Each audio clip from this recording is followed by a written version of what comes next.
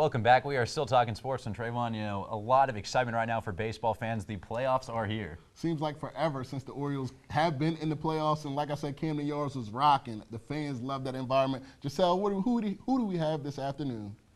It's true, guys. Today we are joined by Ed Encina from the Baltimore Sun, who follows this team day in and day out. Ed, Camden Yards was rocking. You can't forget about the fans and the crazy rallies in both games.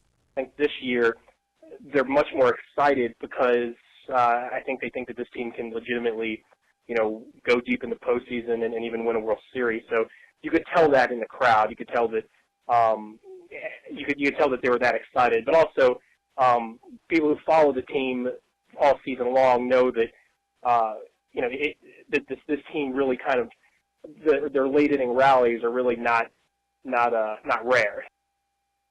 That's true, and you look back at the season, the Orioles have been through so much adversity and just stepping up now in the postseason on defense.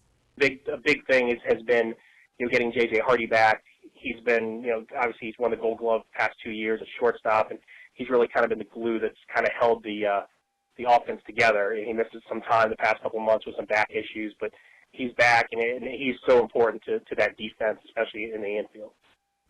Ed, defense, offense, so many key things needed to win, and Game 3 is a couple of hours away in Detroit. Can the Orioles finish this?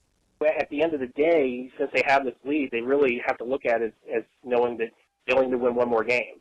It's a race to one right now to win the series. So if they can do that, there's not that much pressure on them right now. Even if they don't win Game 3, they can go into Game 4 knowing it's the same goal.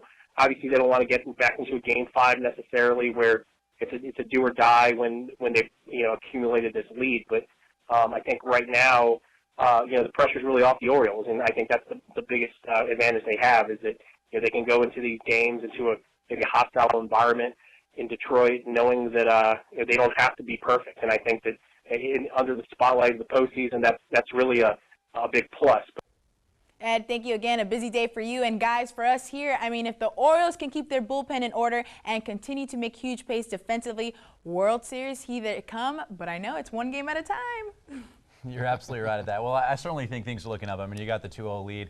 I think the series ends in Detroit. I think it might go to a Game 4, but I think they're definitely coming back and they're going to be moving on. Like Ed said, when you got bullpen play like they do, that's a good way. That's a good recipe to be playing deep into October. So I definitely think they can take it. Yeah, absolutely. Definitely what's been plaguing the Tigers right now. Well, we're going to take our final quick commercial break, but don't go anywhere because on the other side, it's the best segment in sports, the top plays of the week. That's coming up next. This is Mike Tack, head coach at Milford High School, and you're watching Delmarva Sports Insider.